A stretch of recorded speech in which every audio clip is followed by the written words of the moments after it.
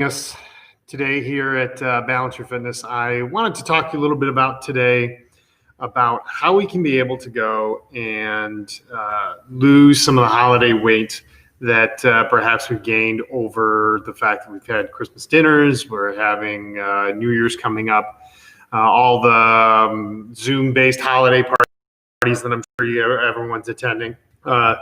What I wanted to talk to you about a little bit today is understanding what happens to our bodies usually when we go and have these types of meals that perhaps we're not accustomed to. Perhaps we're having meals with particular foods that we're not used to digesting. So I want to talk a little bit about how we end up gaining a lot of this holiday weight, why the scale sort of fluctuates quite a bit around this time of year, and what we can do about it, how we can go and maybe prevent it for the next year, but also how do we go and make sure that we get that weight down as quickly and as safely as possible.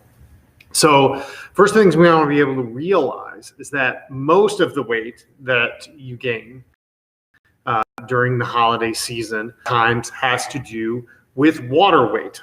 So how this happens is a lot of times when we go out and we're eating lots of cookies, we're eating lots of breads or stuffings along with our holiday meal, and a lot of times, for the most part, a lot of us don't digest wheat very well. So if you ever listened to some of my talks before about how we can be able to go and improve our responses to how we can improve some of our responses with our digestive system. A lot of times you've heard talk about the responses that we'll get when we are working on improving our ability to digest and absorb the food that we eat in our small intestine. So what that specifically means is that if we're not able to digest our food, it causes an immune reaction. So just like if you were to cut your finger, what would happen is that our finger becomes swollen. Our immune system reacts in order to be able to go and fight off any possible infection.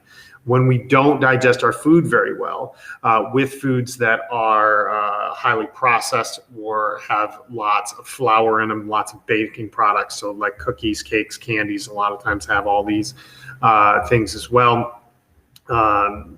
Holiday foods like stuffing, etc., they will tend to go and bloat us. We will end up going and putting on more water weight. It's not necessarily starts with body fat gain, even though we probably do gain some body fat from the excess caloric intake that we do. But if you were to go out and one day weigh 150, and then the next day after you have a meal you're weighing 154 or 155, the weight that you gain is not all body fat. 1 pound of fat is 7,500 calories, right? So let me tell you that 700 calories, or I'm sorry, not 7,500, 3,500 calories. So a significant amount of calories that you need to go in intake. So 3,500 calorie deficit that you would need to be able to go and incur over time to be able to go and lose 1 pound of body fat. So when you think about that, is that even at that holiday meal, you didn't consume, 5 pounds worth or 15,000 extra calories of food, no matter how large or delicious your meal was. Where that extra weight comes from is our body holding on to that water weight to be able to go and deal with that inflammatory response that we've got in our gut. So the number one thing we want to be able to go and do to be able to cut out some of that holiday weight is be able to go and understand some of the inflammatory foods that are most common in our meals at holiday time. Number one is wheat. Wheat is the number one thing you will find in most holiday cooking that you will eat in excess of. So anything with stuffing, cookies, candy, will have large amounts, a lot of times, of wheat and gluten in it, which is one of the main drivers of the inflammatory response.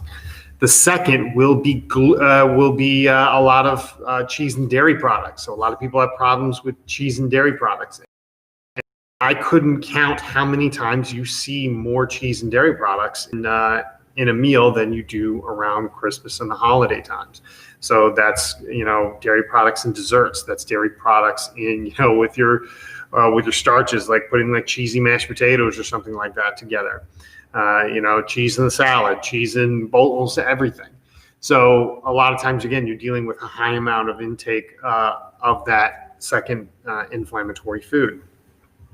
So those are your two main foods that we want to start avoiding for, a few weeks to be able to allow our digestive system to start to calm down. Then being able to go and start up to go and working on an exercise program effectively. So if you want to be able to avoid these type of gains long term, when it comes to, hey, I'm going to want to go and make sure I don't end up gaining 5 to 10 pounds at any meal during the holidays, there's a couple of tips that we want to make sure that we do. Is that we want to be able to start to be able to go and over the new course of the New Year's begin to do strength training exercise. What happens when you start to go and do a consistent strength training program is our body is able to store larger amounts of carbohydrates in our muscles. So that excess caloric intake that we intake can be stored as reserves in our muscles rather than building up our fat store reserves.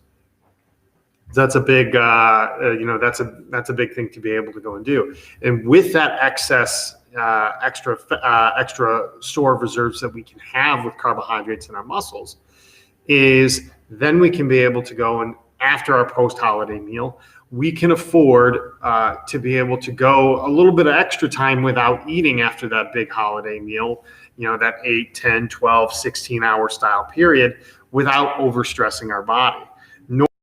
Normally, when they go on diets or when they go long periods of time without eating, they end up producing more of the chemical stress hormones, cortisol and adrenaline. And when that happens, what happens is that we end up breaking down our muscle tissue and putting us farther away from our weight loss goals because we end up lowering our metabolism long term. When we go and strength train, when we go and have a storage of glycogen and glucose in our muscles, our bodies can handle a longer period of time in a mode where we're relying on the glycogen in our muscles instead of having to eat every few hours to be able to maintain a healthy blood sugar level. If you're not exercising consistently, it's difficult to be able to go and do this. And that's why a lot of times you'll feel the wild emotional swings when you don't eat consistently throughout the day. This is your body telling you you don't have a reserve of energy, of carbohydrates in our muscles and our liver that we can be able to go to pull upon when we don't eat for a little bit of period of time. So that's something that you want to be able to go and do. If you combine being able to add in strength training consistently throughout the year, when the next holidays come around, you don't have to feel like, oh my goodness, I have to go and feel like I never have to eat anything around me, or I always have to feel like I'm restricting myself and it's not fun going to parties anymore. You don't have to be able to go and do that. If you just go out and do those two things, strength train consistently, and then after you have your large holiday meal, give your digestive system and your body a chance to rest and process all that food that you ate, you should be able to go and make it through the season without being able to go and have that massive weight increase. So if you guys have any questions, please don't hesitate to give us a ring in the message in the comments. I'd be happy to help you learn a little bit more about any particular health and wellness topic. But thank you so much again for joining us today. Hope you had a happy holidays and a Merry Christmas, and I look forward to seeing you soon.